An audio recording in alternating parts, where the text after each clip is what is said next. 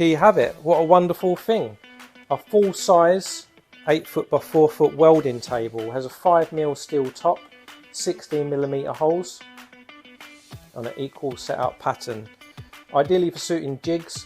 This particular one we've actually been using in-house for a year, and for its purposes we've actually welded in nuts down below. If you come close you'll see. So we took a threaded rod and we can screw it into different points of the table. So this helps when we're manufacturing certain products here that we push against that and weld together. It's very easy to assemble, simply bolts together with the M8 nuts and bolts applied. The framework is 2mm steel. Underneath it has 4 shelves which are 2mm galvanised steel too, so the frame won't rust. The top is bare steel, but if you maintain this with sandpaper, it's a WD-40, you'll stop that from rusting.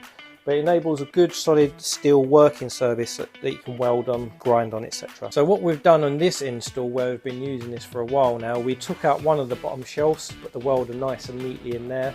We've used some of our MegaMaxx angle grinder brackets on there. Just set a very high standard. It makes it easy to work when you've got all your stuff laid out exactly where it should be.